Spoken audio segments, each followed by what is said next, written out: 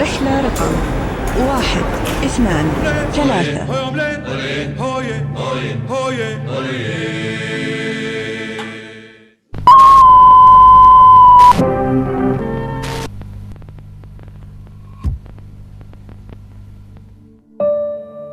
This is the United Arab Emirates. It's young, like 47 years young. And it's the place where my parents decided to move to in the 70s. But I did not move here. I was born here. This is home. This is where I was raised.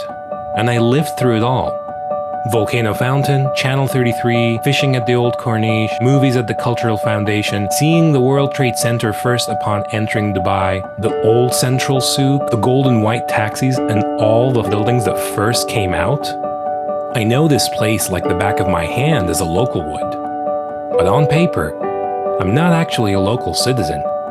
I'm an expat.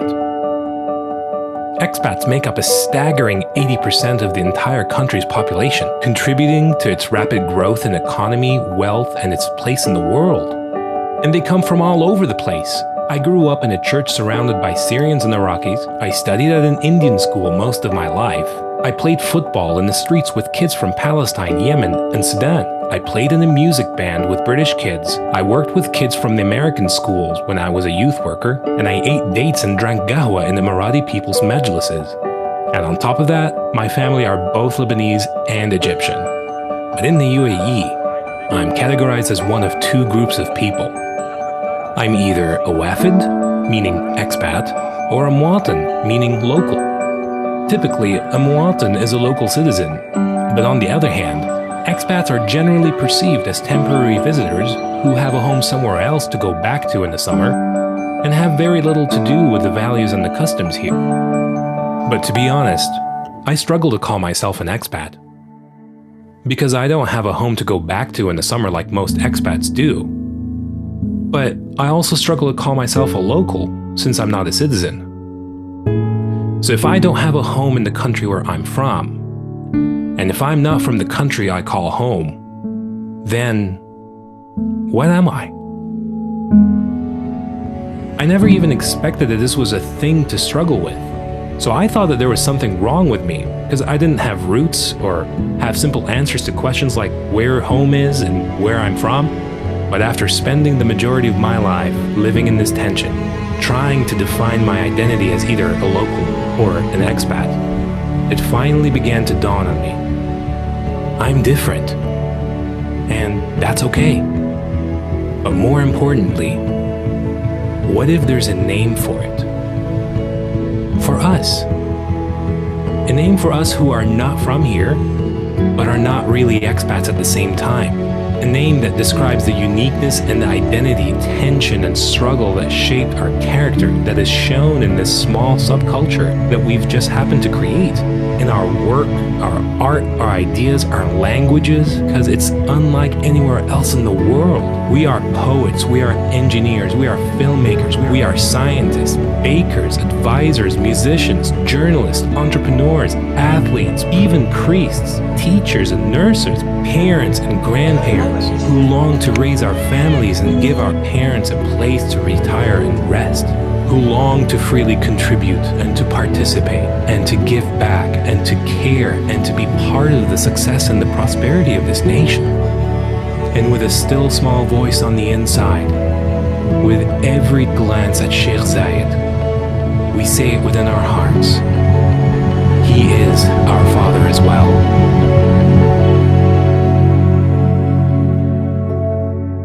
I have a name for this. I am neither a Muwatan nor a Muwafed. I am Muwafed. And so are you.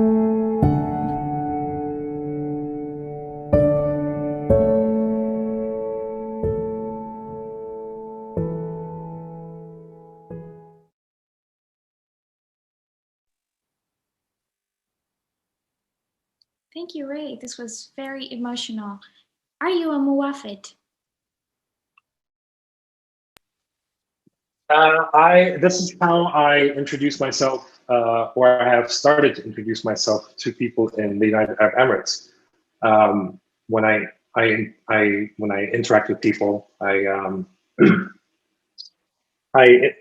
they ask me where I'm from or whatever, there's always this interaction that happens where I tell them I'm Muwafed, and they laugh. They burst out laughing, and it's always getting the reaction. I'm talking from the highest people to the lowest, because they once they start to make the connection, it hits, and it hits hard. And for people, it hits sometimes very emotionally, and for some people, almost hysterically. Are you a Muwafed? I mean, how did you come up with that? Where does that come from? I would say there was never a one point about discovering Muwafed. I would say that it was a long journey of more than 3 decades, and it's categorized into 3 parts. One, as things are very normal. The second part is things are not normal. And then the third part is there's purpose in this. I'm a Lebanese Egyptian, born and raised in the UAE, and I'm a filmmaker. And one of the reasons why I'm not a speaker, one of the reasons why I'm a filmmaker is because I'm not a speaker.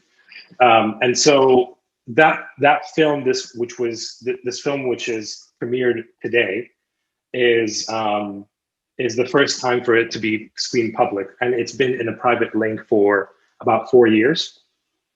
But it took more than a decade to come to that place where I can really get a sense that my story could make sense, because it was really long. But I think things have started. It started off as everything. Things were pretty normal, and then it got to, whoa, this is not normal. And a lot of bitterness and resentment about it, and anger. And then in the most recent parts of my life, of realizing and discovering that there's a purpose in it. What about you, Hazar?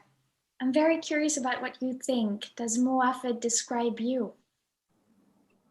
I think Muwafed does, to some extent, definitely describe me, but also there's this idea of, do I really want to belong to this place? Or, it's, I guess, all of these inner debates, especially when you experience growing up in like certain environments where, maybe you get bullied for not being local and stuff. And but I think overall, I definitely think that Muwafed, it's easier for me to identify under rather than expat, because to be honest, when I think expat, I just think like, British expats over here. I don't really think of, us. So yeah. Rasha, you've recorded this very interesting short film with the Film Lab, I think. It was with DFI.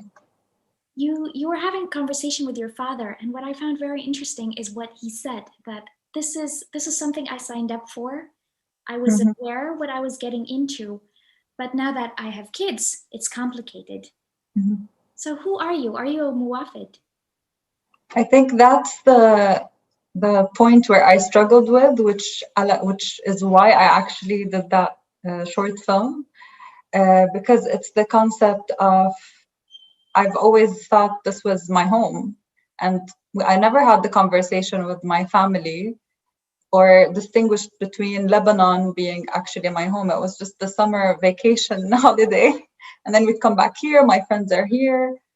So during the school days, when I was young and when I was still a student, Qatar was home for me, and I never thought of it as anything else until I graduated from being a student and started joining the workforce, and then started seeing the separation between you being an actual resident and a local, which you're not aware of when you're a child and you're in school and you're equals with everyone and friends with everyone. So it's with that responsibility, trying to find a job is when I started struggling with feeling like this is home, because I don't have the same opportunities as my friends who are locals. Even though my friends think I should have them, but that's a different story, because it's just the law and how it is. So at that point, where I struggled with it, I had to have the conversation with my dad, and that's why I called it what my father never told me, because it's something you're not aware of, and your parents don't think even to have the conversation with you, because also in their mind they think, okay, you study, you graduate, you get married, and then you go your separate ways. For most of us, that didn't happen.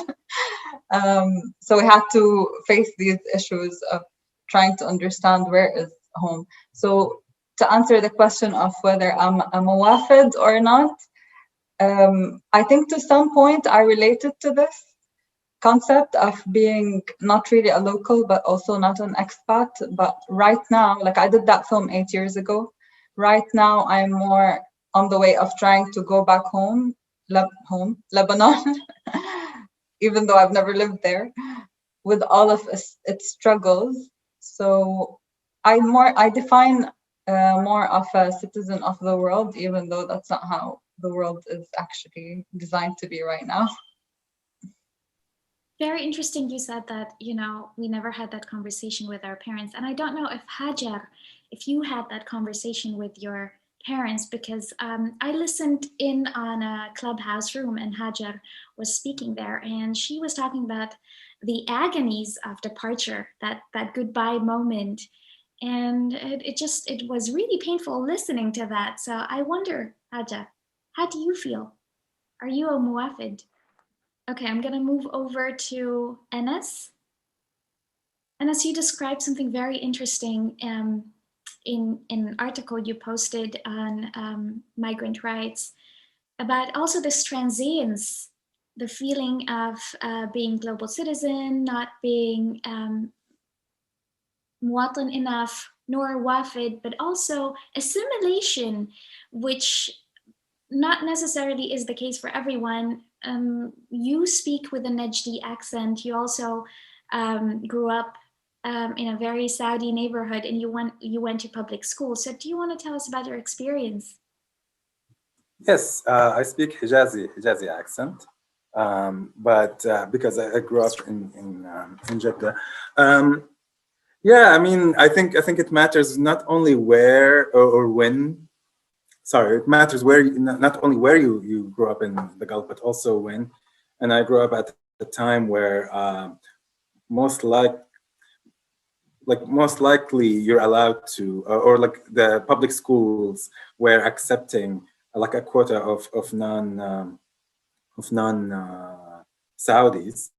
I was probably, so I went to public schools throughout my life. I went to Quran memorization schools, which are part of the public school system, and those attract probably with some of those with the most conservative background.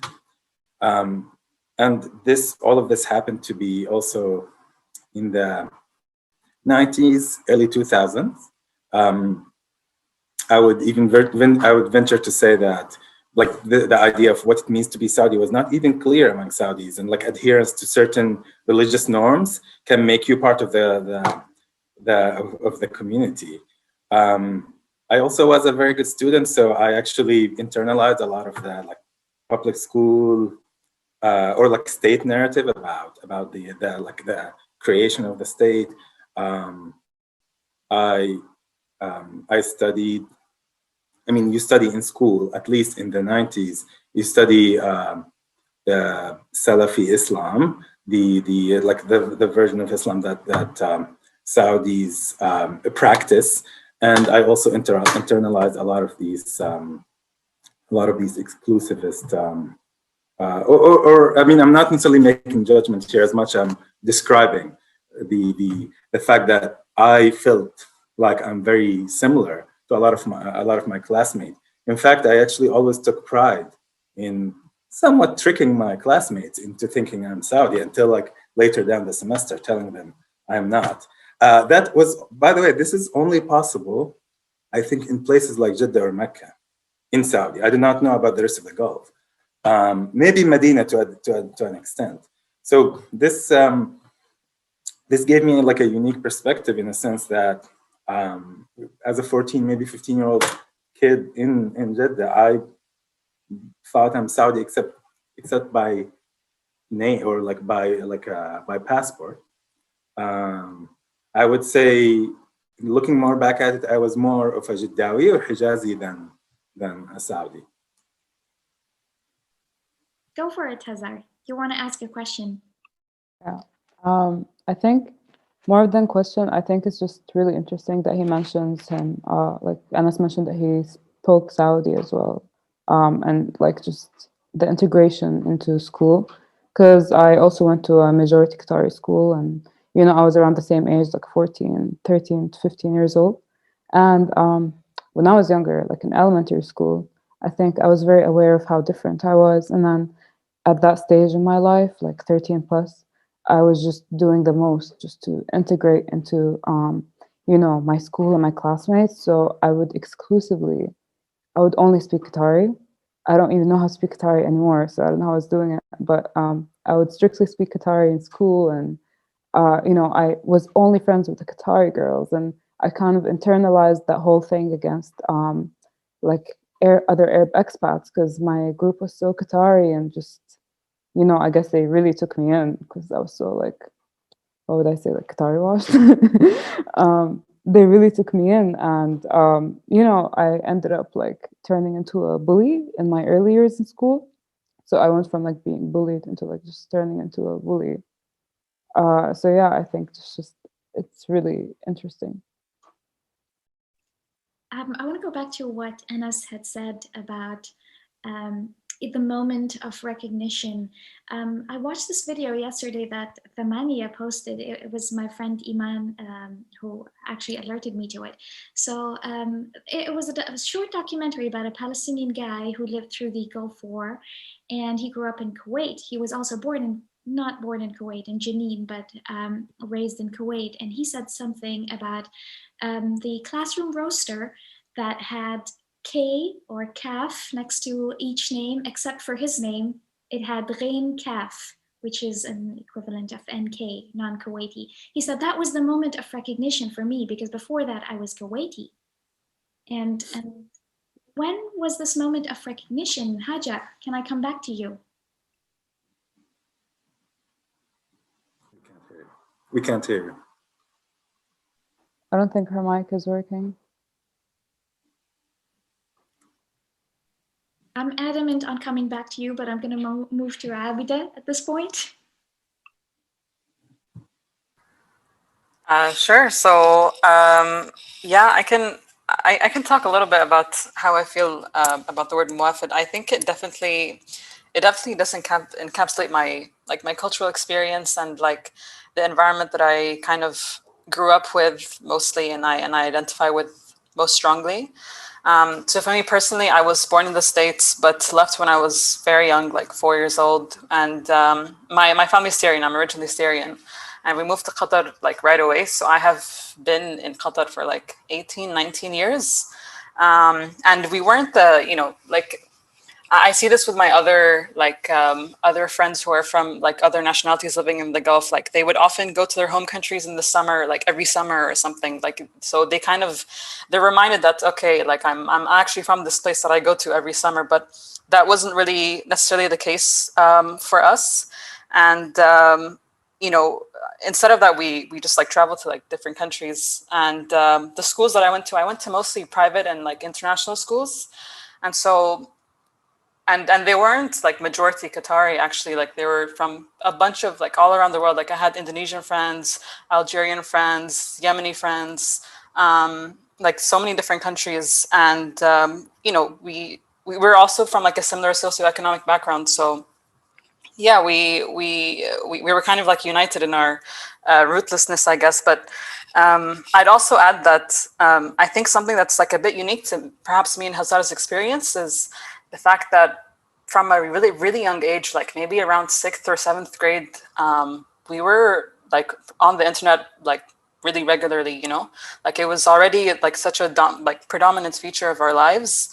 And through that, you get exposed to so many different cultures and so many different things. And I think when you already have the sense of, you know, like you're a bit unclear about who you relate to, who you identify with, what your community is, it just kind of heightens the sense of like rootlessness.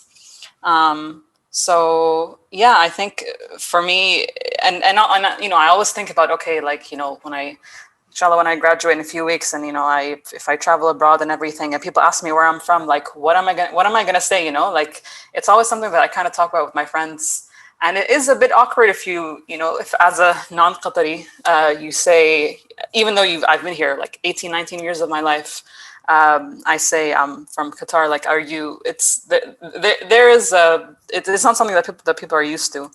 So I do find that the term Muwafed just encapsulates that for me, and yeah, it just I feel like it does the job, especially as someone who doesn't necessarily fit into like one particular like, you know, nationality or national group or something. So yeah. Thanks, Abeedah. Hajer, can I come back to you? Okay, maybe we have to wait some more. Nadeen, I know you had reservations about the word Muwafed. Yeah, hi everyone. First of all, since we haven't said that yet, thank you, Mira and Vani, for organizing this and for inviting us all to be part of it. And I think so far it's fascinating just to see how experiences are so different, like how you identify yourself in your relationship with your home countries really differs depending on where you grew up, whether that's the UAE for Ray or like Jeddah for Anas or Qatar for the rest of the girls. So I think it's also fascinating what Abeedah said, that she has known people who haven't had the chance to like she's known people who've actually been used to going home every summer to their home countries. Well, maybe she hasn't done that, other people haven't done that. But it's actually what I also had in mind to talk about. So first of all, I'm also Syrian. I was born and raised in Kuwait. My father came to Kuwait in 1980, but my mother was also born and raised in Kuwait. So I'm technically a third generation on my mother's side. My grandpa came to Kuwait in 1960. And so, yeah, I mean, what is about Muwafed? So we had the chance to watch the video before, and we had the chance to actually talk a bit about it. And I had some time to consider this. So how do I identify myself? I mean, I would say that obviously both Kuwait and Syria are part of who I am. And I think that there's no need for me to qualify which occupies a bigger part of my identity. I mean, I think that we can just get over the fact that people can belong to different places at the same time and have multiple identifications without having to sort of say this is more than this, or it's like to negate the validity of the other identification. So it hasn't. So I have been connected to my Syrian identity because, as I said before, like I've had the chance to actually go to Syria every single summer until a certain point in which that was no longer possible. So I felt that I was connected to my Damascene culture and connected to Damascus because of my childhood, while other people did not have that. But I mean, I think it's also important that we understand that some people may feel more or even entirely connected to the places that they actually live in rather than the ones stated on their passports, and which they may not be familiar at all with. This was not my experience, again, because I had that ability to travel. So for me, I always say that I'm from Kuwait, but I'm Syrian. It's always, or I say I'm Syrian, but I have lived my whole life in Kuwait. So does this mean that I'm Syrian, Kuwaiti, or I'm Muwafed? And I would hesitate, not because it's not true. I mean, I think that it's just beyond question that we all, I mean, I should be a Muwatan and that I should be a Kuwaiti. In a parallel universe, we would all be citizens of the countries in which we live in. But this is not the case. And I feel that the reason why I would hesitate to call myself a Kuwaiti or a Muwatan, and hence a Muwafed, because of the Muwatan part of the word Muwafed, is because the predominant meaning and understanding of Kuwaiti or Kuwaitiness or Kuwaiti identity at the moment does not really accommodate me. So I think the word is too rigid and it's too uniform. and it does not accommodate cultural diversity. And when I say that, I don't mean it does not just accommodate non-citizens or migrants. It does not accommodate many Kuwaitis as well. So there are many social groups inside Kuwait who are excluded by the kind of terminology that we use on a daily basis. And because these kinds of terminologies are not innocent, I feel that I would hesitate to use them until they are fully unpacked and until I feel that they are not violently excluding me while I'm using them. I hope this, I mean, this could be like something to discuss further. I don't want to take too much time, but this is my idea, and then maybe we can talk about it further. I don't know if anyone has any interjection to make or comment, but I'm very curious about what you said, that the identity is very rigid. Is it the nationality or the identity, or who identifies as Kuwaiti or any other Gulf category? I think it's the terminology. So when you use a certain word, when you use a word like a muwatan or a wafid or a muqim or a Kuwaiti, these terminologies are not innocent. They have certain associations. And so when the concept of muwatan, as it is practiced in a certain area or a certain place or a certain country, does not accommodate a certain group of people, this group of people would hesitate to adopt it because they feel that even while they're using it, they say, oh yeah, you know what, I'm a muwatan. It's at the same time very much excluding them. So at this particular moment in time, as we speak, the concept of muwatan is exclusive. It does not accommodate people, and we all know that. I mean, there is a certain idea of who a citizen is, who an authentic Kuwaiti citizen is, and it applies, I think, to, I mean, maybe other panelists can talk about their own experiences with that. But because it doesn't accommodate, it feels as if only when it is more accommodating, only when it has been broadened and it's become more flexible, can I maybe feel more comfortable using it? Can I then say that I'm a Syrian Kuwaiti? So it's about the conceptualization of muwatana, like citizenship or the word citizen. So when we use these words in everyday life in Kuwait and in other Gulf countries, I don't think we use them innocently. Like the word wafid has a lot of associations with it, and the word muqim and the word muwatan and the word Kuwaiti. So I don't feel very comfortable just adopting it without dissecting it first to see where it fits me and where it doesn't. I hope this makes sense. Yeah, I can go next. Labels can be extremely restrictive for sure. And sometimes labels will take time to accept or to adopt as well. I've been living in the US for 15 years, and it took me 10 years to start calling myself an American. And it still feels super weird. So, but it's also, I agree with you about like the connotation of such labels matters a lot. And yeah, I don't think words are innocent in general, but yes, definitely labels has a significant cultural or political connotations to it. One thing I will add, another term that is used, and when I was writing my piece, I was struggling to actually find the term equivalent in English, a term for people in similar situations as us. The term used in Saudi is Mawarid al-Saudi, people who are born in Saudi or who were born in Saudi. It's or Saudi borns. It can be, it's a misnomer because people that have been living in Saudi, let's say for 70 years, although they were not born in Saudi, can be called that label.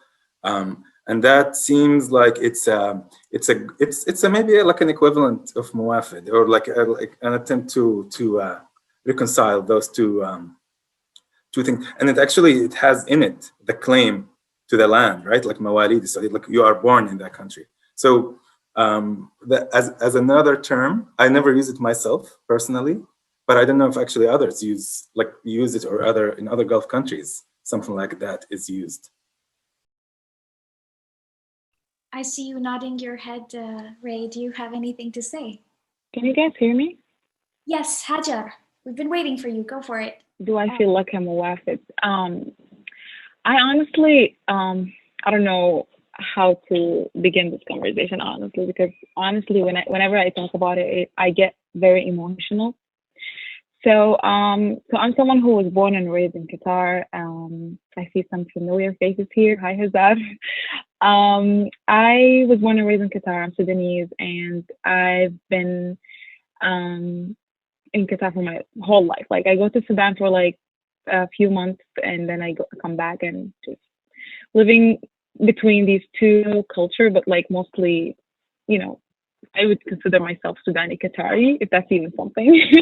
But honestly, I would say that I'm Muwafed. Yes, I would say that, because I think this term puts together the two different identities that I have, which is being Wafida, and I really love whoever, I think Anas or, sorry, Ray, thank you so much for this, terminology. It's amazing. It's really puts together two different identities, because I really think that I am apparently, or obviously, Wafida, and at the same time, Muatma, when it comes to, my cultural identity and how I feel like I really relate to that piece of land as my country, my, the place I was born in, raised in, and all of that. And I feel like I just feel like there is nothing, like, remember, Mira, our conversation called House, like,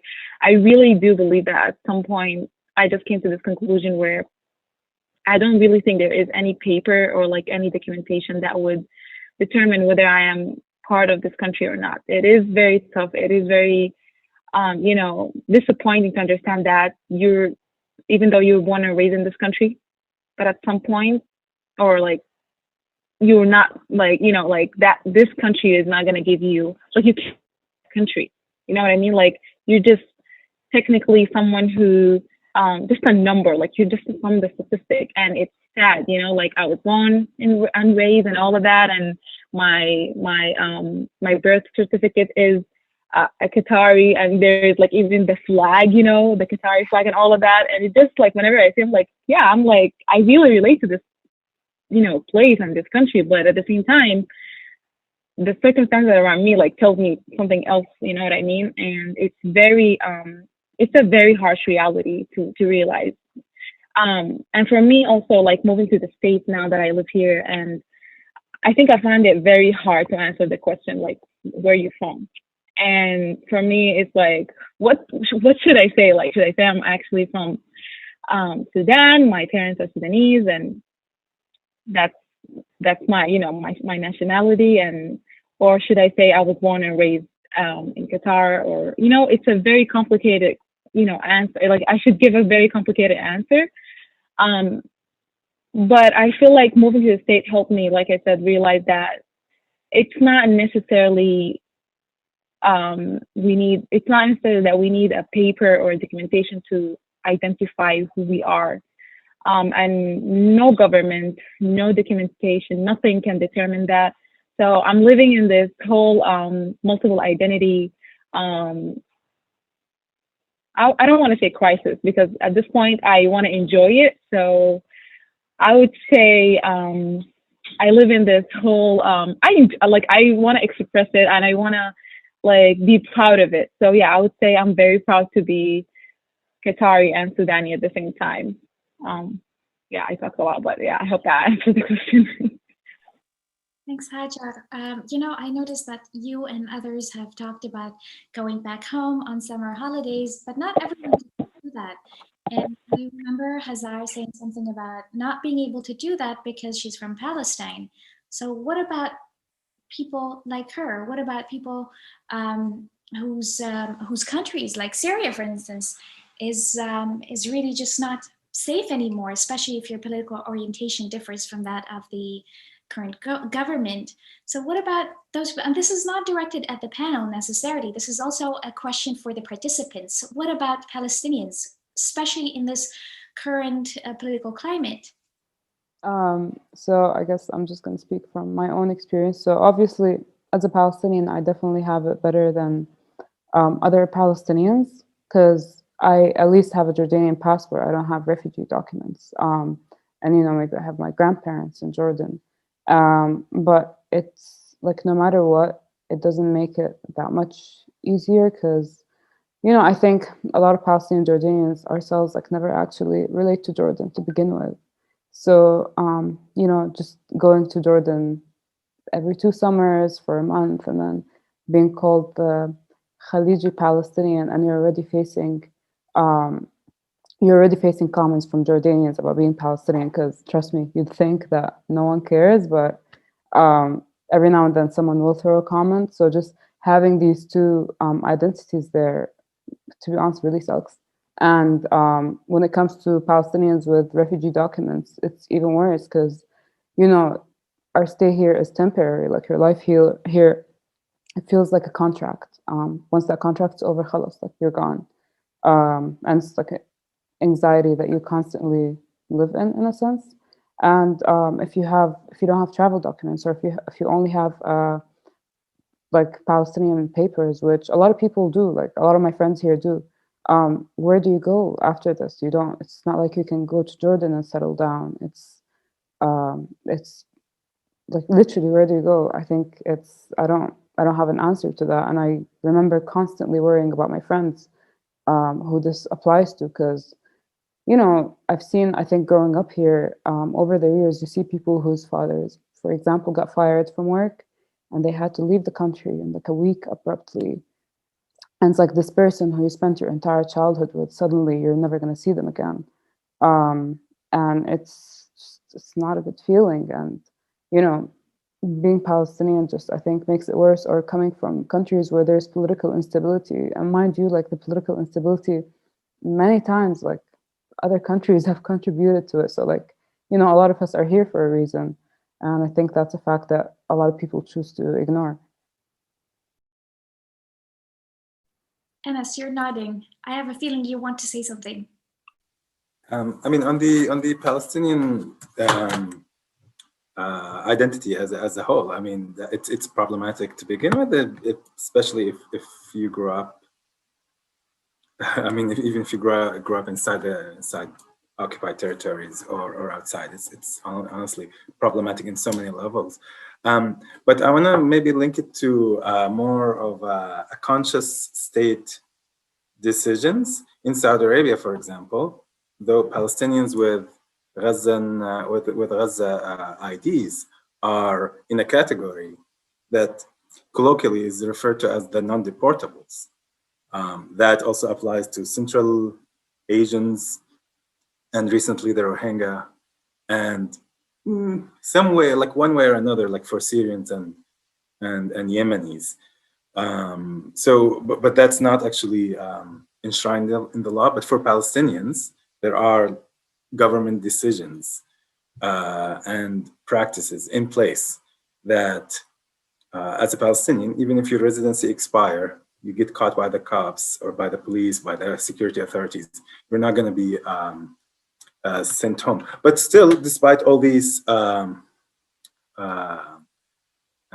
guarantees, people still feel like their existence is temporary, is not guaranteed, and a lot of them actually are seeking migration abroad. There's at least 500,000, at least according to some estimates, 500,000 Palestinians with Gaza passport, with the Gaza IDs in Saudi. That's not a small number by any stretch of an imagination. There's a comment.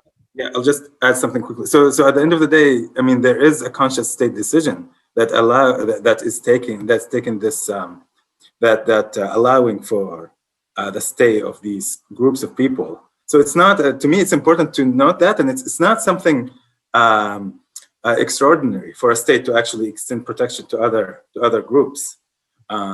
It's not something that's not being done. Other countries have similar situations. Other countries in the Gulf has also similar situations, and these political rights or right to stay is not a foreign concept. Yes, Hazar, and then yeah, I think it's just Abdullah in the chat just said something really interesting. I just want to add on to that because, you know, Palestinian migration to the Gulf started when the Nakba basically happened. And a lot of Palestinians were also in Kuwait before they were in other Gulf countries. So, for example, my dad was born in Kuwait, while my mom was like raised here her whole life. And when the Iraq invasion happened, a lot of Palestinians, because of Yasser Arafat's basic like his position on the invasion and everything, and like him siding with Saddam Hussein, a lot of basically Kuwait just said goodbye to Palestinians, and a lot of them then had to relocate either to Jordan or to other Gulf countries. But at the start, it was still very hard because the relations between Gulf countries and Palestine and Jordan were just very rocky. But I think it's very important to acknowledge that, I think the education systems, especially the public education systems in most of the Gulf countries, were kind of like established by the early Palestinian migrants. And, again, at the start, like at the end of the day, we never had the choice. We didn't come here, like a lot of us didn't come here knowing what we signed up for. We had to come here just to get يعني لقمة عيش, money, and be able to afford food, basically.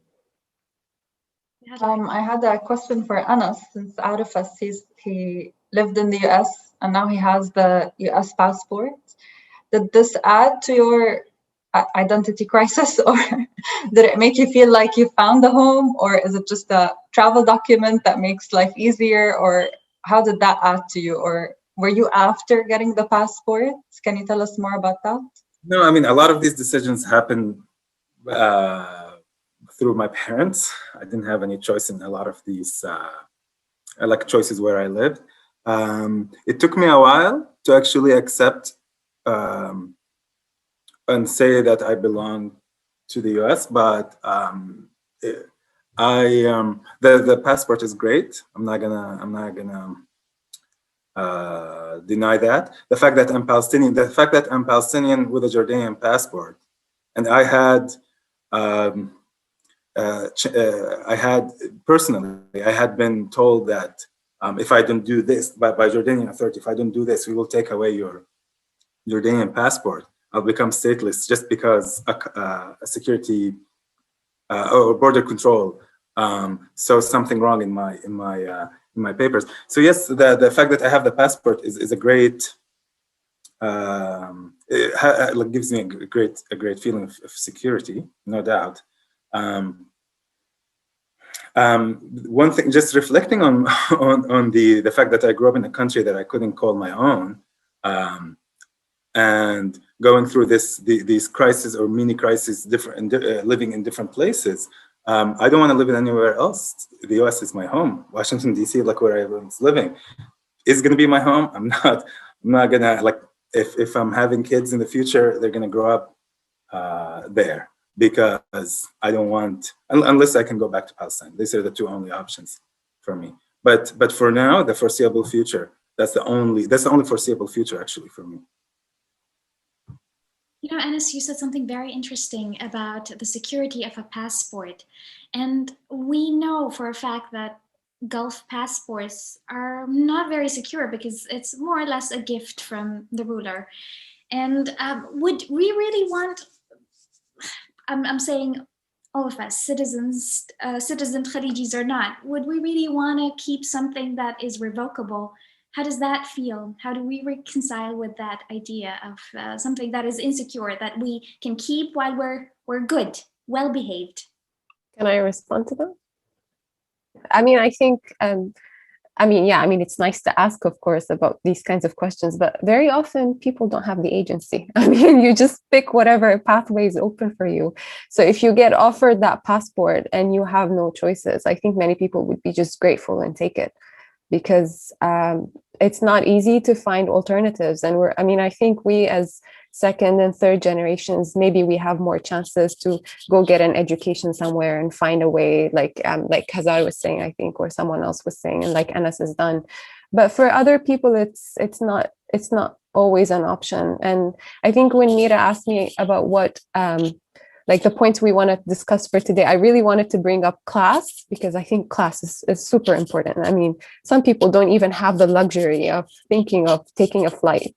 somewhere, and if the possibility of a passport in the UAE or in Qatar or in Kuwait or in whatever Gulf countries are starting to offer this kind of passports, and I don't think it's equal anyway, right? It's for rich people or something like that. So yeah, I mean, if this is an option, then people would go for it. I mean, I don't want to say that people don't have agency, because people obviously have agency, but there are structural inequalities that very often prevent us from doing what we want to do and from deciding where our kids are going to grow up. And that's the end of that. I mean, that's it. Yeah.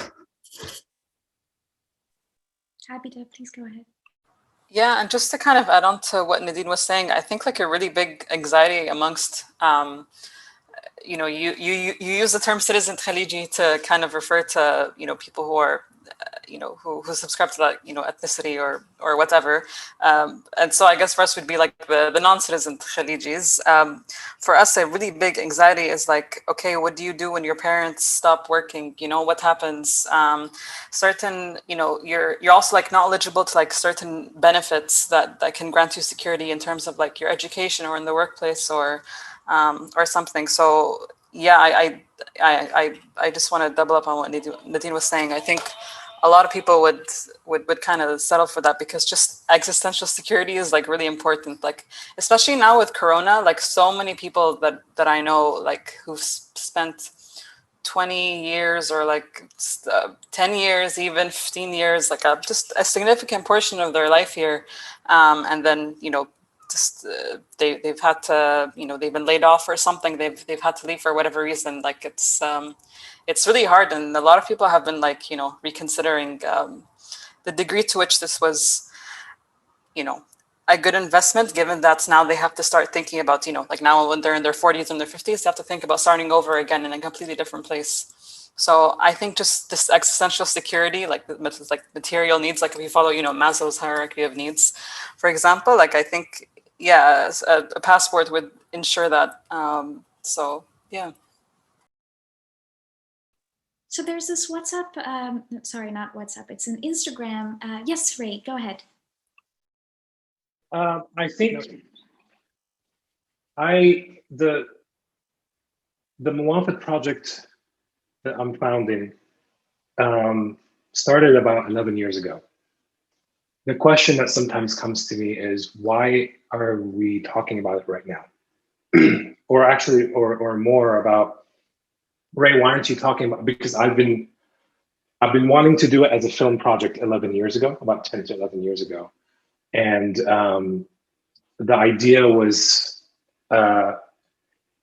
it was not to try to create another checkbox official in government papers for passport renewals or a Qamat renewal, like the visas renewals.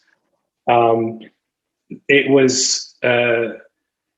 was because around that time, there was a lot of, at some point, the UAE has come to a point where they realize that we are a very small population and we need to invest in our people, and our people need to grow. And I'm just thinking like that it totally makes sense. We're talking about 80 to 90% expats, and we're talking about 10%. And you can imagine what that's like in the job sector, in the development sector, in everything. It hit me several times why that name had to, I wanted to make a film about it, because it was more about the experience rather than this is my identity. What that experience happened from when I was 5, and still, quite frankly, until today, as now an American citizen in the States, a newly American citizen in Atlanta. I think a big part was beginning to get out of the cave of the normal. There's class, there's hierarchy, we do this, we do all these things, it's all very normal. We don't get out, we haven't left the country, we see that everything is normal. Be afraid of people of different classes. And these are the social hierarchies. People from here are right here. People from here are right here. People from here are right here, and everyone that's not from here is paying to live. And for me, it hit me when I reached to a point with my Egyptian passport that I could not renew it unless I went to the military because of the military. And my dad had some issues with his work, and he had to, because you had to fix your business license in order to get your visa, in order to give it to your family. And in order for me to get it, I have to renew my passport. In order for me to renew my passport, I have to prove that I am studying. And if I'm studying somewhere, it has to be accredited by the higher education. And the higher education is expensive. With what money are we going to pay to get an approval with higher education? So I've been illegal for a year and a half, trying to sort this out. And it hit me when I got caught by CID. I was in the back of the truck, and we're on the way to the police station, back from a band practice that I was coming from. And calling my dad from my Nokia phone at about midnight and letting him know that I'm at the police station. They found my ID is expired, and I don't know what's going to happen. So it was at the police station. I've been illegal for a very long time. It's not like you've passed your grace period just a little bit. And my dad had to come in and almost like what is going on? And we're finding that I had to, it's either between, I don't know, my dad putting my passport right now or getting deported. And I was probably around 17, 18 at that time. I've never been to Egypt where my passport. I've never been to Lebanon. I've never left the UAE. And I remember my dad was telling the people at the office, frantically just going, yeah, it says here on the passport, he is born and raised here. And you can see there are no stamps on his passport. He's never left the country. What do you mean the only way is to deport him or for me to put in the passport? يعني هو he's Muwafed يعني شو Muwafed? And it was like that point where I realized this is not normal. He had to put his passport to bail me out. And it was this long process of pain, tension, lots of, the bitterness started kind of build up, the anger started to come up. And that was years ago. And I think when the more that I start to see that there was a lot of focus on the Emiratis to be invested in, they have a lot of opportunities to be in, and the more that I'm realizing that a lot of my opportunities were pretty limited, this is when it started to kind of hit for me, and I wanted to, but I was really afraid to have to do that film at that time because I was born in the blanket, or like many people who are born under this blanket of you can't say this, you can't say that, you can't talk about this, this is taboo, you'll get deported and all that. And that was a very long, okay, talk about it, not talk about it. It's one-on-one. It's been one-on-one for about half of the 10 years, so about 6 years. Not until I started to have a family. My kids were born at Corniche Hospital, the same hospital I was born in, and I was holding my son in that hospital room, Cayenne. And I was looking out the window and I could see a graveyard. And I was just remembering that my grandma was also buried in a graveyard in the UAE. And it just made me go, is this how it's going to be? Like, how is that going to look? Is this what I want for my son? And this is where I didn't know what to do with Muwafed. It became an anger project, which is why I did not want to talk about it so much. Left to the States, my wife is from the States, to kind of take a little break from work and everything. And it didn't hit me until I got a letter from Obama, not personally, upon entrance and getting the green card. And it said in the letter, this is your home now. Welcome. We want you to invest. We want you to do all the things that you want to do. And I'm just going, how would I get a letter from a place that I have never lived in before to get to hear these words?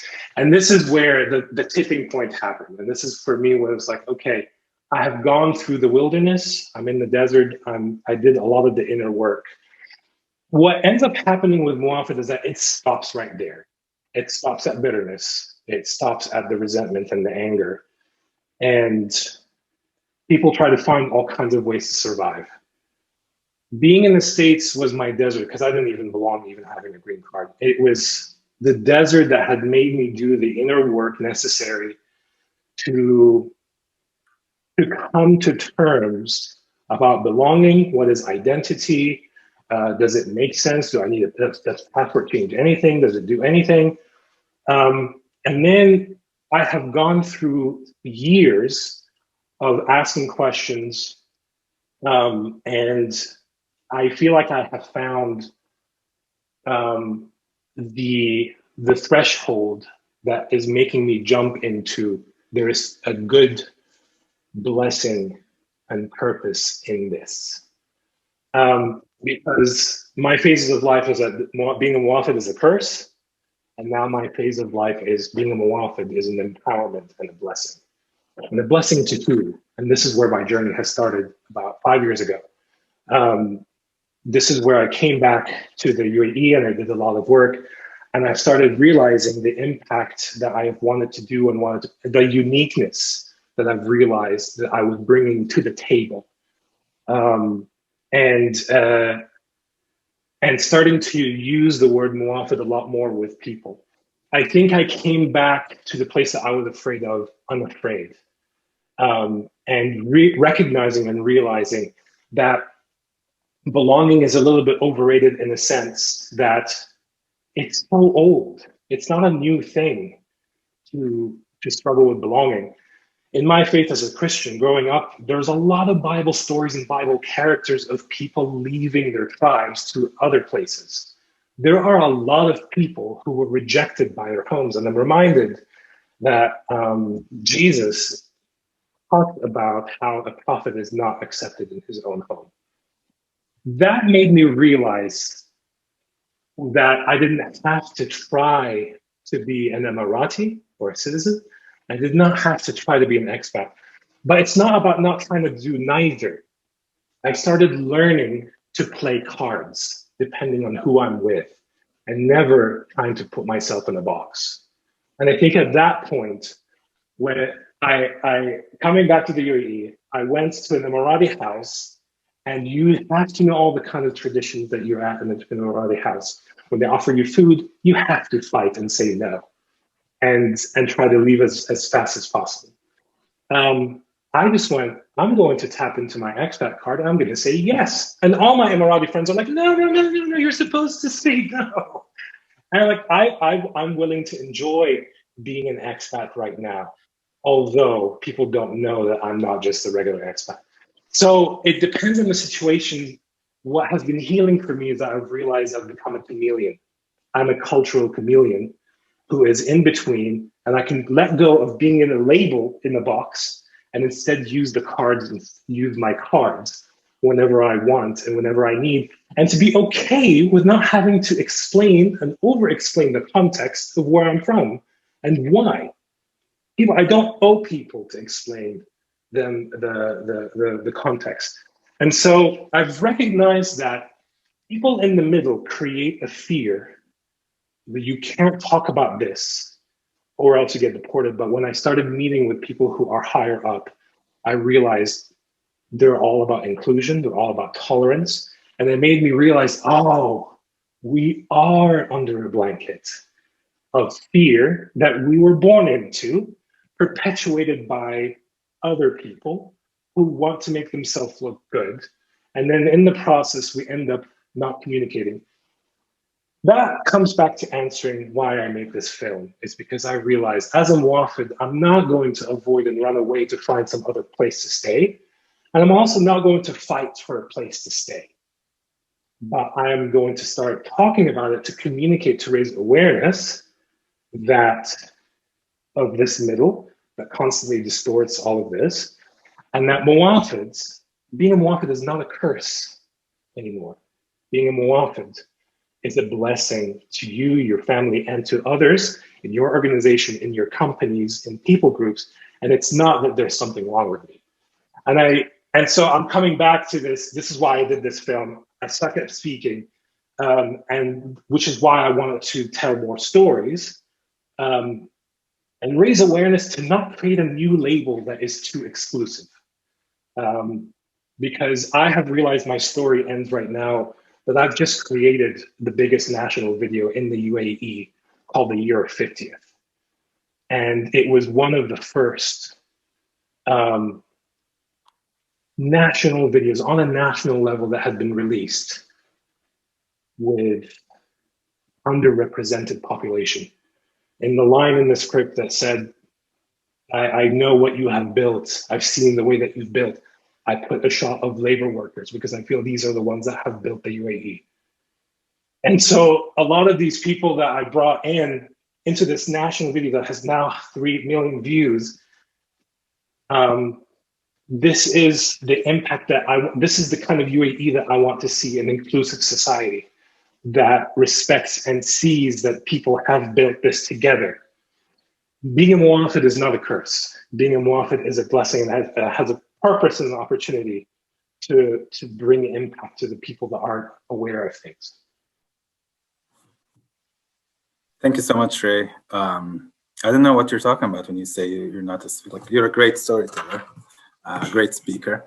I mean, building on like what Nadeen mentioned, Abeedah added to that, and your story, Ray, which I agree somewhat with your analysis. I disagree often, somewhat with your analysis. And I wouldn't consider myself like really participating in this panel if I don't mention the kafala system. I started my my introduction by saying how where you are in the Gulf makes your experience different. But maybe that's the most unifying theme, the kafala system, and maybe all the McDonald's and the Starbucks that are around every corner.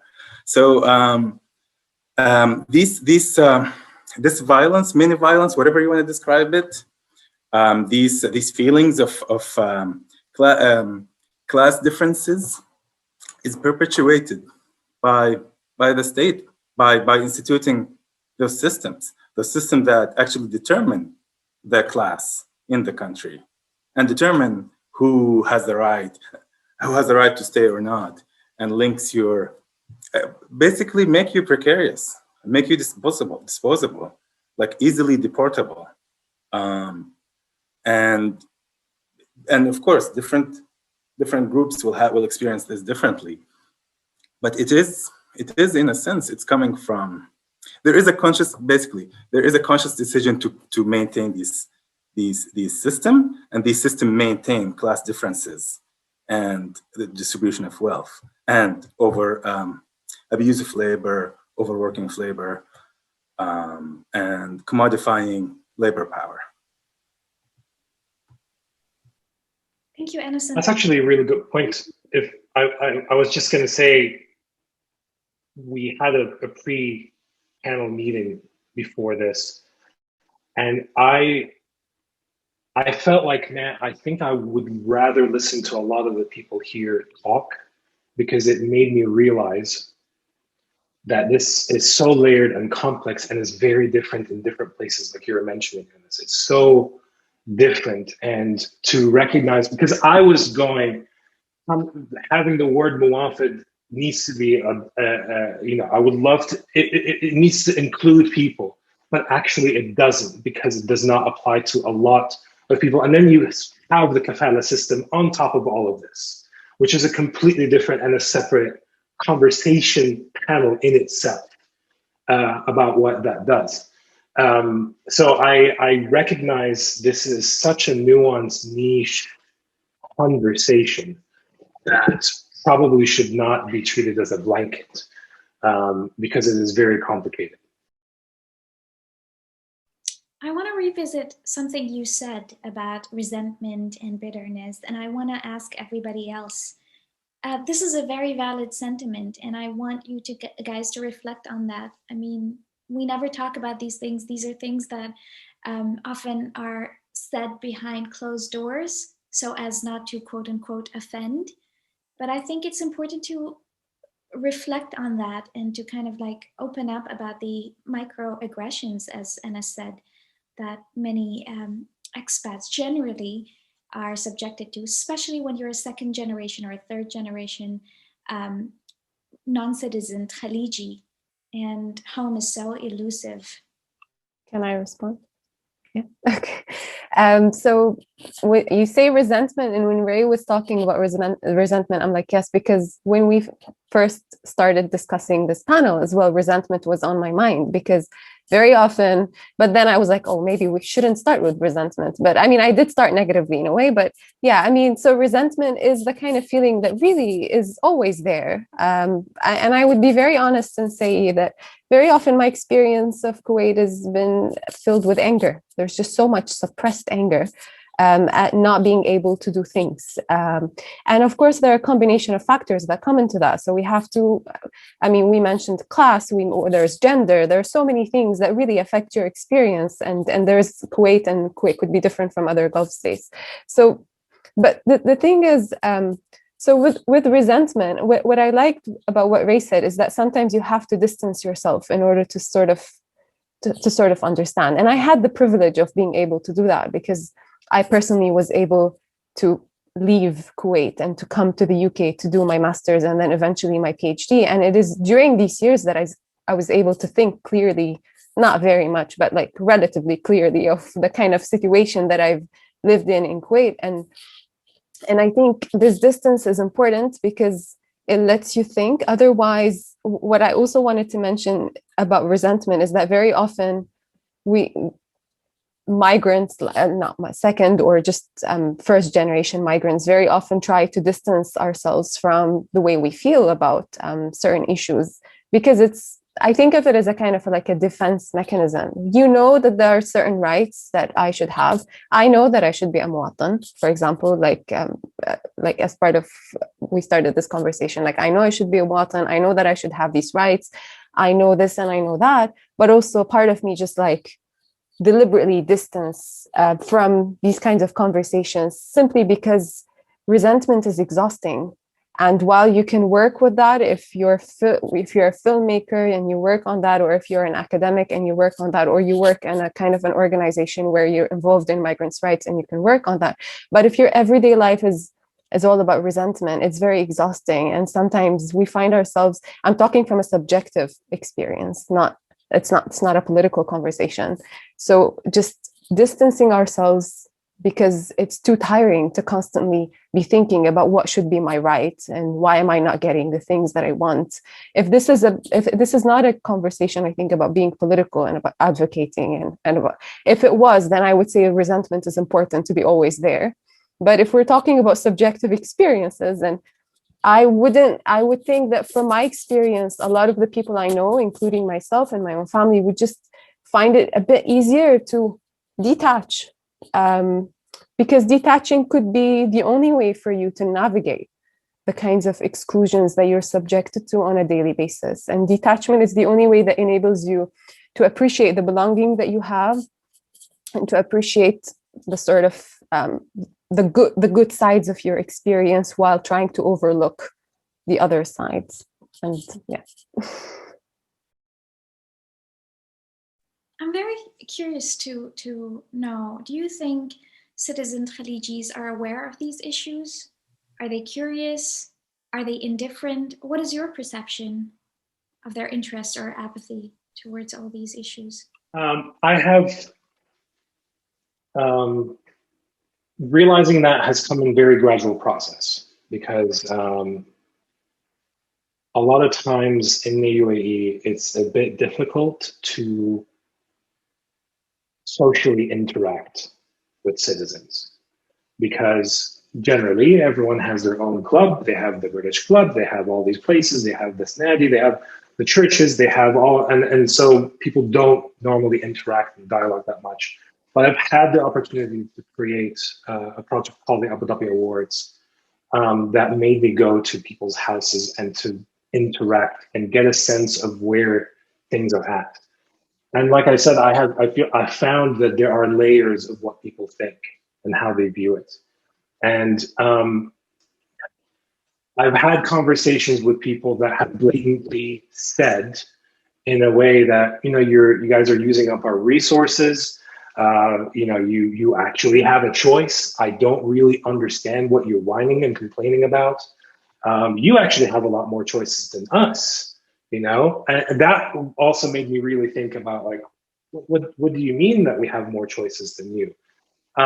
But I'm more of a dialogue person, so there's nothing political about that. I'm very curious and interested about people, and I'm aware that they don't represent the entire population. But I've also met people who have said, Ray, you're one of us.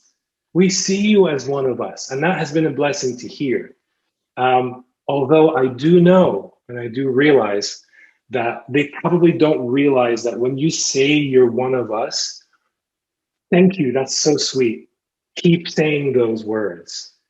But I also want you to know that we probably will never be one of you, because I think belonging increases, the struggle with belonging increases when tribalism and nationalism increases. And it doesn't matter where that is. We experience this nationalism here in the States, who are very, well, you're one of us, but really not. You're white, I'm not white. There's this. So but I found that a lot of citizens in the UAE are very, very positive about, yes, you are one of us. We're building this together. There has to be, and even the response to the word Muwafed, they're like, yes, I don't like the word expats. Expats really suck. I don't like expats. I don't see them as expats. I see as Emiratis. Said very, very, like, passionately. But are we Emirati is a completely different question. I think so. I think these differences between, you know, just being a citizen, like, for example, people being Qatari and us being non-Qatari, like, I guess they've always been felt throughout the years and in our, like, growth stages, and, you know, even when we're at university. So I went to Northwestern here in Qatar and graduated recently. And, you know, I guess Qatar Foundation, or the institution that we're all under, everyone's seen, like, everyone that's in the, like, goes to Qatar Foundation universities are always perceived as, like, open-minded kids or whatever. And they're seen to be, like, you know, people assume that everyone just gets along, and, you know, Qataris and Qataris. But in classes, I remember, and it used to always be so weird. They'd, for example, like, the Qataris would sit on one side, and, like, it was subconscious, like, no one would think about it. No one said you guys shouldn't sit next to each other. It's just one side's Qatari, one side is us, front is us, the back is Qatari. And I guess, you know, no matter what, I think there are differences in class that are very evident between us and the nationals. And that used to always come up in class discussions. So, for example, if we're talking about international development or just anything related to money, there were such, like, I guess we'd always, like, you know, argue a lot. And I think you can, like, there's a lot of damage that's done to our relationship, like, our relationships, because the moment you speak out about something in the country that, for example, you may not agree with, despite the fact that, you know, sometimes you feel like maybe you should have the right to disagree with new policies or something. I guess the response that we're all used to getting is, oh, if you don't like it, go back home. And, you know, it really sucks, because it just feels like you're in, I don't know, Kansas or something, speaking to a Republican sometimes. And yeah, it's, I guess that's my experience personally. Because I remember when I would, like, put out my unwarranted opinions, for example, on, like, social media, You know, people wouldn't. A lot of people might not want to necessarily discuss why you think that way. They just want to attack you. I think it's the defensiveness that comes, and I don't know if it's because like they're the smaller part of the population or what exactly. And you know, I guess there's been a lot of polarization between the two groups, especially in recent years. And I don't know if it's only noticeable now because of social media, and you get to see people interacting like live in front of you. But I think it's the development between and our relationship between us and the nationals has been very interesting. It's very interesting. You said people often say, if you don't like it, leave. I don't know how many of you have heard that, but some of you who have grown in the 80s or maybe early 90s may remember even much more violent and offensive statements like, I'll cancel your visa, or you know, in the UAE, بسفرك. I don't know. Do you want to share these experiences? They're not very nice, but maybe it's important for everyone to hear. So for me, first of all, I just want to say that what I've witnessed or what I've seen living in Qatar, it's a very socially segregated community, or like, you know, a society, I would say. So you would see, like Hazar said, like for me, it was even in school, like not even in the university.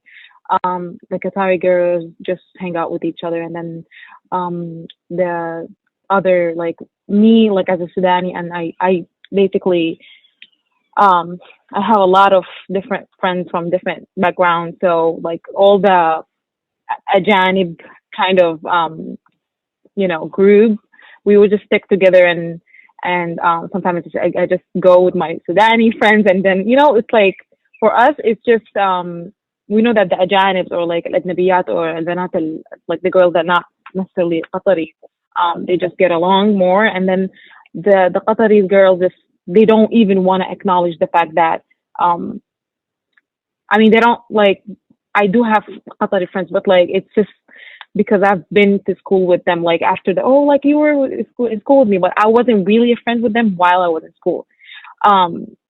When I went to university, I went to Qatar University, and I think it was a little bit different. I don't know, but yes, I've witnessed the same thing, but it was I would say less.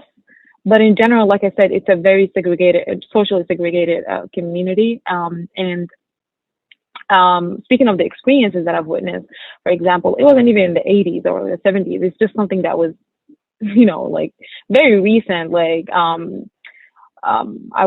think I've shared this with you, Mira. I remember when we had in the house club. For me, it was really, I think at that point, it was for me that when I realized that that's crazy. Like there is something wrong happening here, and I don't get it, because so we were in class, and then there's this girl who's Qatari, then I had like a really heated argument with her, and it reached a point where like she was like, yeah, أنا بشيل جوازك وبسفرك. I'll take your passport and I'll take you back to your country. And then that wasn't even the thing that made me realize that there's something wrong.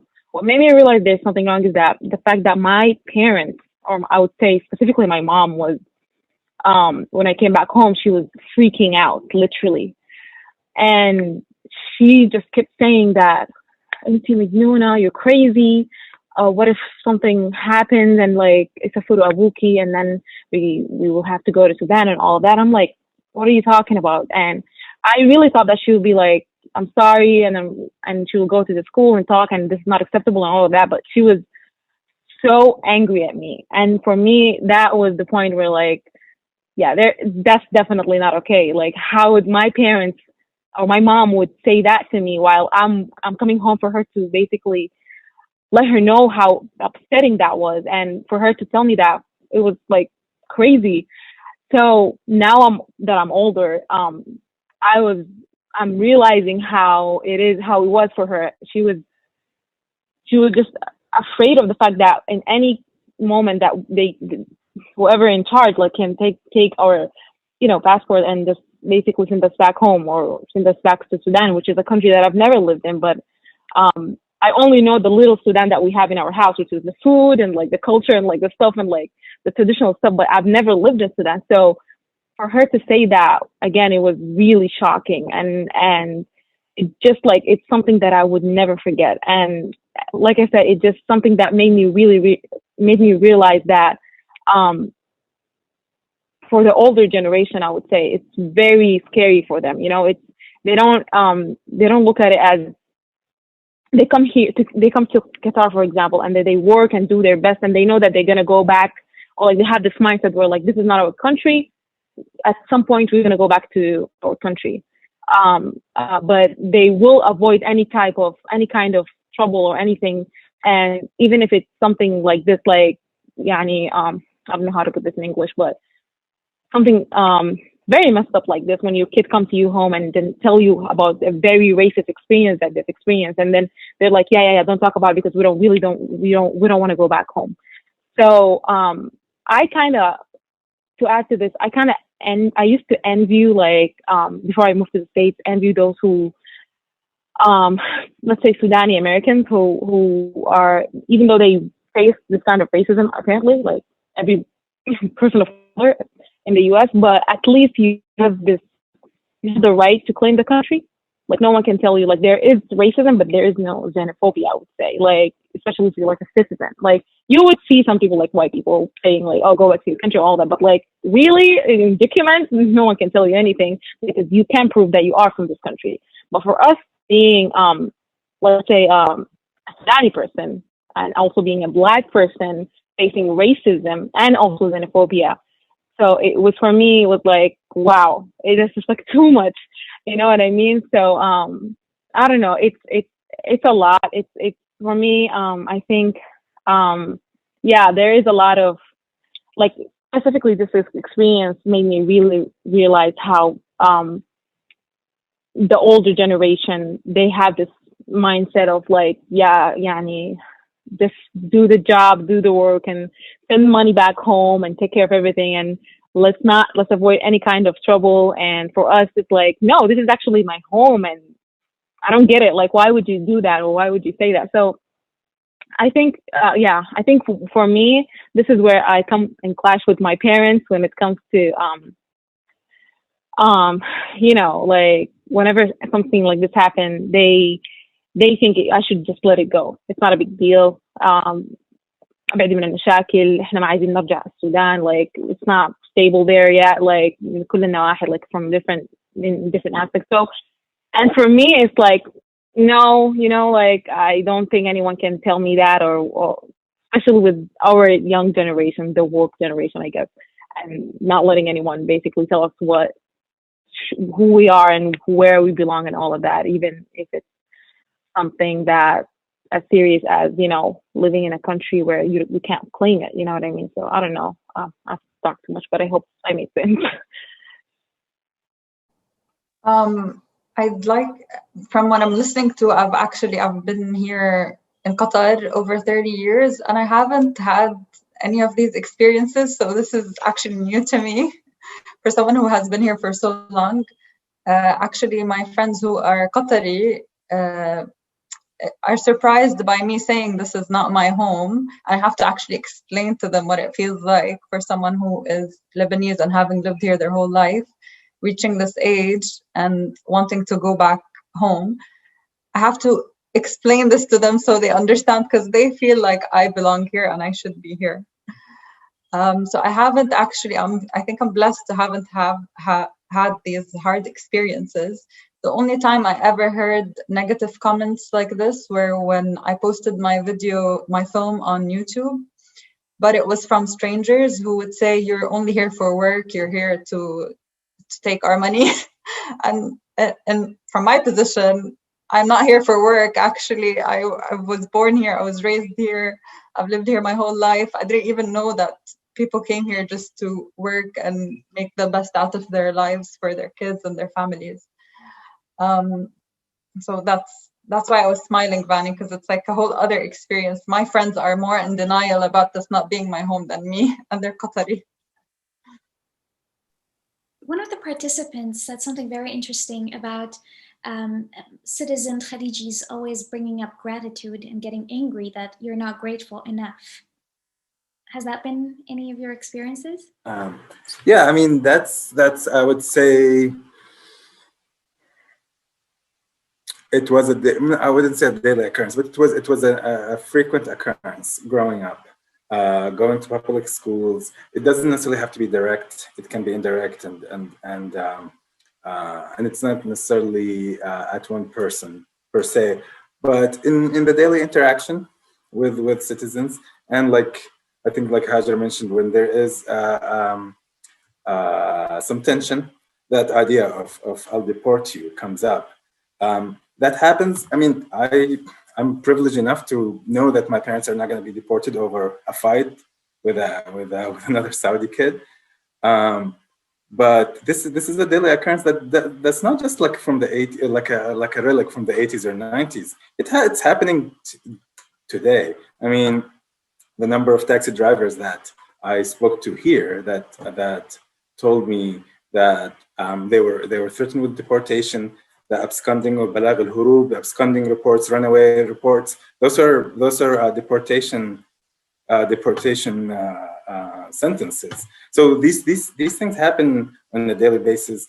I mean, it brings it back to the issue that migrant rights are labor rights par excellence, and it's heavily linked to that.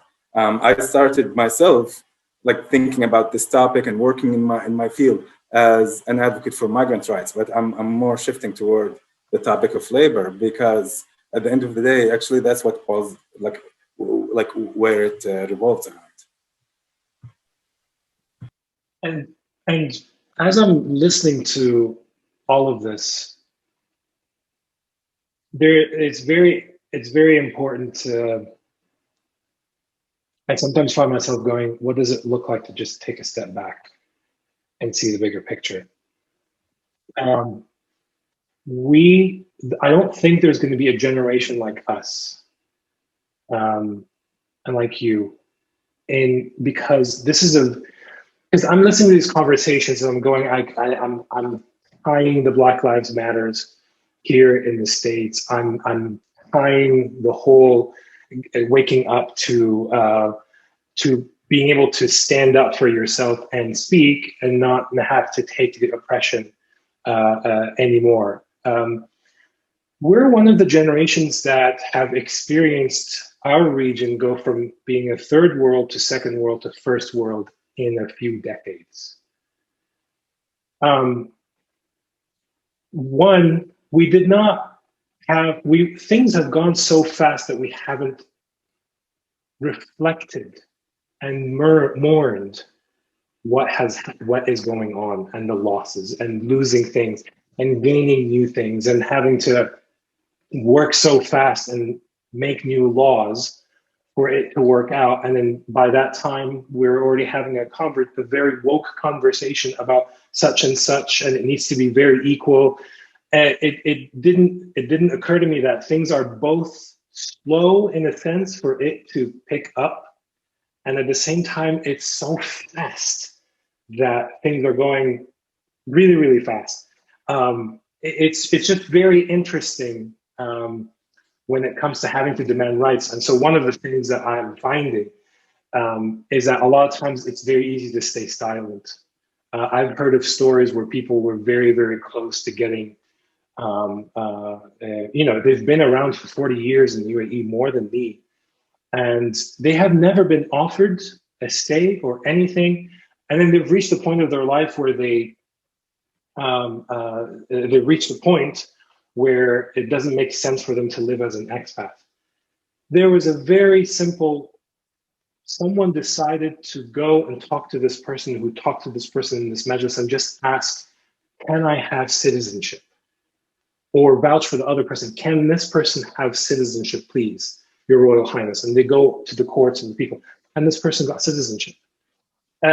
This blew my mind, because it made me go, everyone in the middle says you can't, you have to be Muslim, you have to be I don't know what, you have to be kaza kaza, you have to win an award in order, or contribute greatly in order to become a citizen, which to me, the biggest investment any Muwafed does have is being born, paying for school over there, getting married, and having kids. That's a contribution, that's an investment in itself, wherever you are. It only made me realize that when we're born under that blanket, we don't realize that we should ask, that we should fight, that we should talk about it, that we should ask for what we want. We learn to not ask for what we want. And that's what I found, what our parents tell us, what our relatives tell us, like, don't, just don't. So that was just something to piggyback on what we. I'm going to invite participants, anyone who would like to make a comment or even ask a question live, please let us know. Is there anything I have not asked that you want to talk about? I think maybe the only question that we didn't, the only question that's left unanswered, I guess, really unanswered, is just where do we go from here? And I think someone already asked that in the comments or in the Q&A, like what do we envision as a future?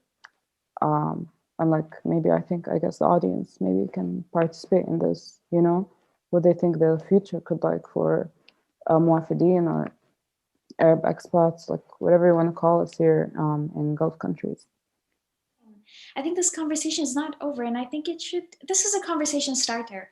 It starts here, but it should be followed through by everybody else who's attended. This should be a classroom conversation. It should involve everybody. But because we don't have these conversations in public places or in the classroom where it needs to happen, where you know, the new generation's coming up, where they need to learn and unlearn certain things, it's important to carry this forward. And I want to encourage the participants to please continue the conversation. Use the hashtag Muwafed just as a conversation starter. Let's continue this. This should not end here. And as one of the participants said, the damage cannot be reversed, but how can we change things? How can we fix things, glue things together? It's broken, but how can we fix things? I think I would love to hear from others. What does it look like for it? What does the future look like? Normalize the conversation and the dialogue, because until we sit face to face with the higher ups in here, or whoever who doesn't understand why this is going on, until we have real human conversations that safely addresses the elephant in the room without telling you, I'm bitter against you. To normalize this conversation, because I said there is a gap. It's not a normalized conversation. And the more the gap increases, the more the gap is there, the more we don't talk about it. And to spin the conversation with holding in whatever emotions and sitting in with whatever resentment that is there, but also talk with honor. Have a dialogue that honors with empathy. Start with honor first, and then talk about all the difficulties and stuff. Because we cannot have woke conversations like we have in the States here back in the Gulf. That's something that I had to learn that I had to realize.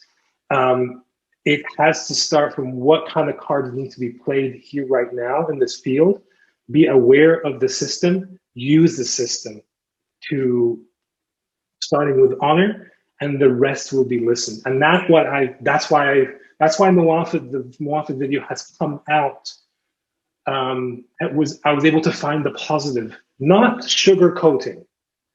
I was able to find the positive by starting with honor first. And I feel like if we start with honor, not butt kissing, and being able to sit with the emotions at the same time, I think we'll be able to normalize the conversation. I think once that gets normalized, we'll be able to, movements are starting to happen, because the UAE right now, they're starting to give citizenships to people, even non-Muslims. that is the direction that it's going. I'm not sure if everyone is aware of this, but this is a huge progress. It's not enough, but there's huge progress.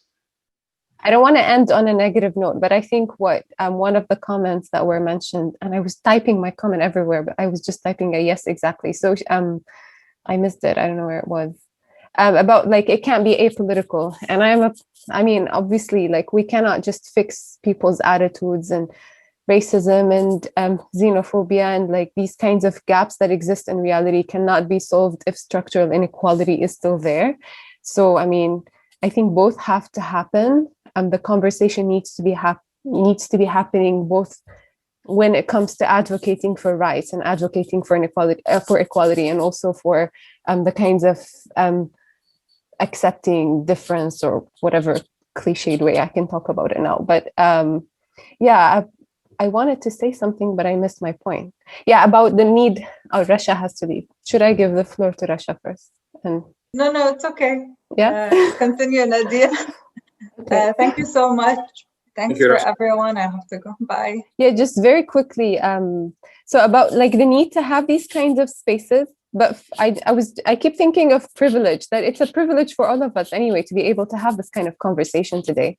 I mean, the people who should be involved in this kind of conversation, the thousands of second generation migrants for whom this topic is very urgent, may not be able to attend this kind of event.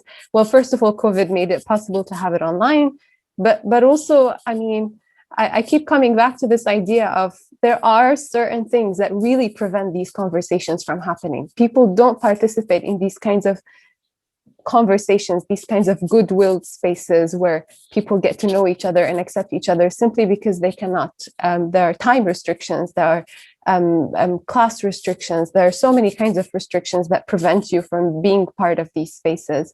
And once we tackle that, once we enable people like us, but people who are also not privileged like us, to become part of these conversations, then we can say that we're progressing somewhere. I think that's just my quick response. I hope it makes sense.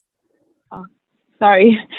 I would just add to what Nadeen said, that if any like Khaleejis are basically watching this, listening to this conversation, just try to start the conversation. You, the one who should start this conversation and create the safe space for people like me, like everyone here in the audience, or who participant.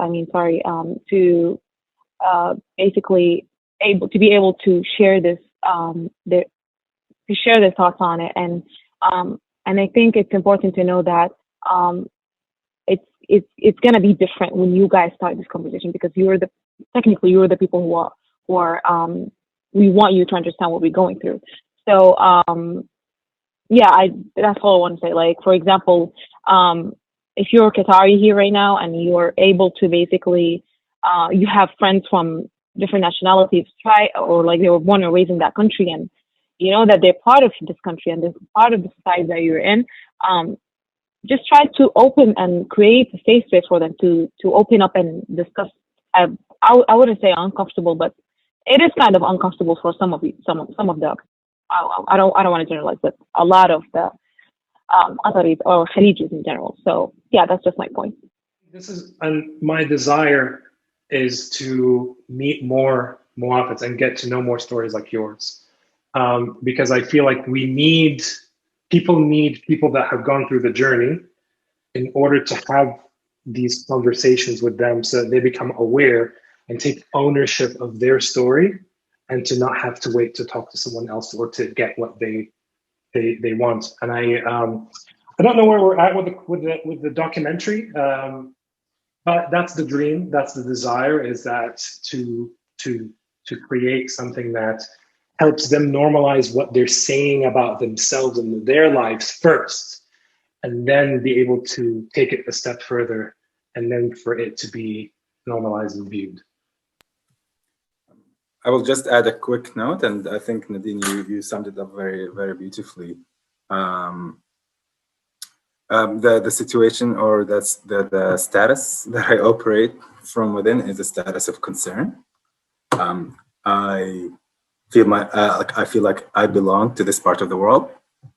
and that whatever, and I'm going to talk about the policy level, whatever policies are in place, migration policies, labor policies that are in place, are not sustainable by any stretch of the imagination. Whatever we have right now is gonna, and we're already seeing faltering, and it's not built on strong grounds. So this concern leads me to always say that without a top-down intervention, and I always find myself questioning whether these safe spaces can actually help. They might, and I would love to be proven wrong. And in my work, actually, we do both. We do bottom up and safe spaces, sensitization issues, but also policy intervention. But it's hard. At the end of the day, I see it not as a mindset issue, not as a racism issue, not as a xenophobia issue. These issues exist, but those are a product of the system, of long, like years and years of this political system and economic system that conditions the locals to think in a certain way. And I'm not, by the way, just talking about the Gulf, but also by extension, Jordan and Lebanon, because it has very similar system. One thing I would say, and I mean, it is negative, but to me, and in my interaction with locals in general, like, spare me the human rights discourse if it doesn't include migrant workers. And honestly, spare me any like feminist solidarity that you create without it including female domestic workers. If honestly, give me the biggest safe spaces and we can discuss the importance. And these are like, it's a real issues for female, like women, or human rights violations in the country. But without that, I don't know what's the point. It's a pessimism that like rules every moment of my day, but it's also a nature maybe of also the work I'm doing.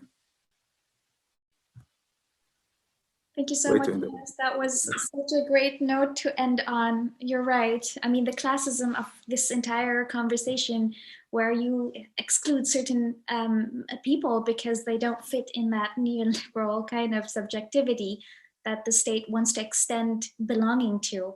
So belonging should be an individual choice. It should not be a gift. Thank you so much. Thank you for all the attendees. Thank you for the speakers. Please follow these speakers. They're influential. These are the influencers you need to be following on Twitter and Instagram.